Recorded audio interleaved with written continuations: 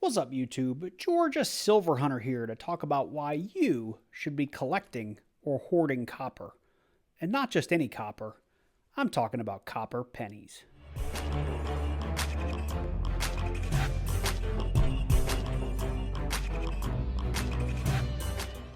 What you see here is a solo cup filled with $5 worth of copper pennies. If you're not a coin collector or a coin roll hunter, you may not know this, but in 1982, a portion of pennies were produced out of 97.5% zinc and just a small copper plating, while the rest of the 1982 pennies and all pennies prior to that were made out of 95% copper and just 5% zinc. What that means is that in this $5 cup of pennies, there is a tremendous amount of copper. 3.256 pounds worth of copper to be precise. I have a question for all of you. How much do you think this $5 cup of pennies is worth in copper value? Go ahead and leave me a comment on how much you think this cup is worth. I'll wait. Okay, well, let's start with how much a single penny is worth in copper today. Today's spot price for copper is $4.37 per pound. That means each penny is worth 2.9 cents in copper value. That's nearly 3 times its face value, meaning this $5 cup is actually worth $14.23 in copper. I don't know about you, but I think that's pretty crazy. All I know is if I could say the same thing about the $1 bill in my pocket, I'd be a pretty happy guy. Knowing each bill, or each dollar bill, was worth $3, or each $20 bill was worth $60, that's actually pretty insane when you think about it. So hopefully at this point you understand why, in 1982, the US government started making pennies out of zinc rather than out of copper. It was slowly becoming too expensive for them to produce. If the mint were to use copper today, they would literally be paying 3 cents to make a 1 cent penny. And that doesn't even include their manufacturing costs. So now you're probably saying, okay, Georgia Silver Hunter, you convinced me. I should be hoarding copper, or more specifically, I need to start a piggy bank or a shoebox or a Home Depot bucket to start throwing all my copper pennies in. Now what? Well, this is where it gets interesting. Hoarding or collecting these pennies will be just like stacking silver or stacking gold. You can't take a 1-ounce silver round into the local grocery store and demand $23 worth of goods and services, and you won't be able to do the same with these pennies.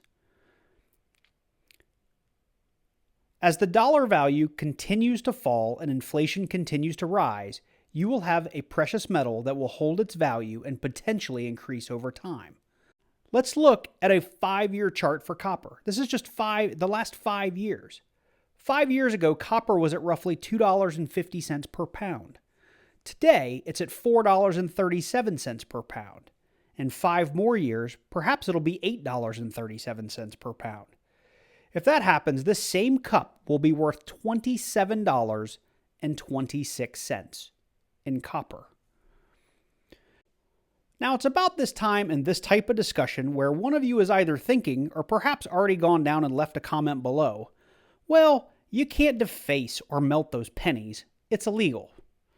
Well, I'm not a lawyer, and if you are a lawyer, I'd love to hear from you, so please leave a comment down below on what I'm about to cover in this video. But it is 100% not illegal to deface or melt U.S. coinage under specific stipulations in the law. If it were, all of those smash a penny into an oval with a picture of Stone Mountain or George Washington or whoever on it would be illegal, and guess what? They are not. They're everywhere. Those things are all over the place. I mean, they're at amusement parks. They're at historical locations. They're everywhere. So if it were illegal, those machines would be illegal. So with that said, all of the information I'm about to share at this point can be found at makeitfrommetal.com, and I will link to the full article in the description down below. To summarize that website and what the law says, it is not illegal to melt, form, destroy, or otherwise modify U.S. coins, including pennies, unless the objective is fraudulent or with the intent of selling the raw materials of the coin for profit. Projects that use coins as materials are entirely legal in the United States.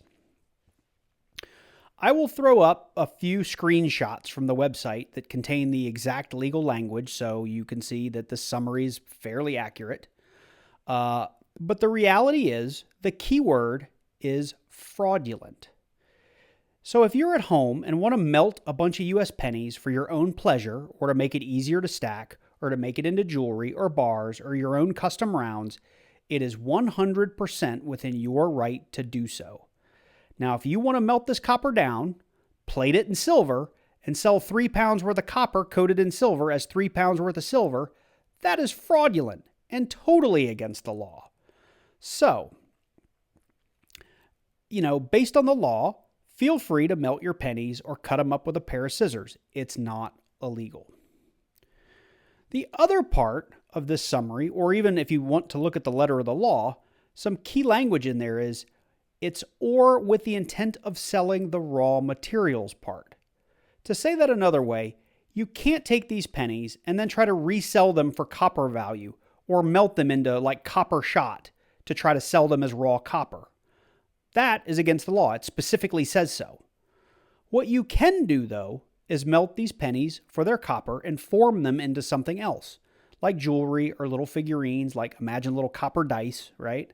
Or some custom-made rounds, or some custom-made bars, or something that you made, something that's custom. Or, you know what, if you can find a refinery to do it, or someone that has the machinery to do it. Once you have turned that copper into something else, you can sell that something else for whatever price you like, as long as you're selling your creation and not selling raw copper. It's like selling a t-shirt for more than the price of cotton. When you buy a shirt with your favorite NFL team on it for $40, you most certainly aren't buying $40 worth of cotton. You are buying the license, the material, and the manufacturing that went into the creation of the shirt, the logo, and the branding. The same thing applies to copper. As long as you're turning that copper into something else, you can sell it for whatever you like, and it's not illegal.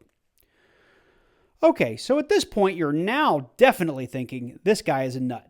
He wants me to save a bunch of pennies, buy smelting equipment, and learn how to make jewelry. Hard pass.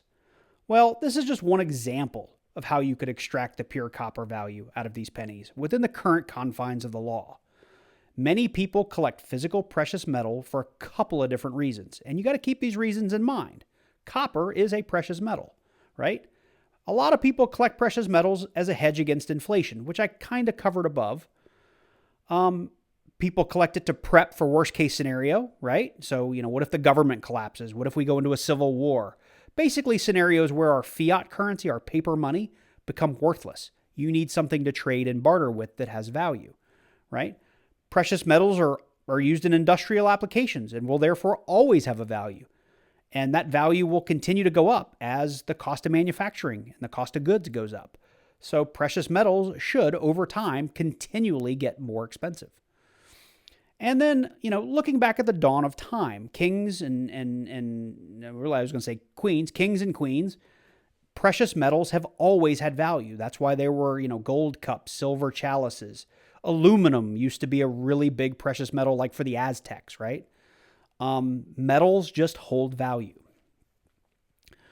So one day, one or all of these things will come true and the laws will change, or the laws will go away entirely, allowing you to more easily extract the value or the copper out of these pennies. Probably nothing wrong with having a Home Depot bucket full of these things sitting in your basement or your attic or your garage for the future.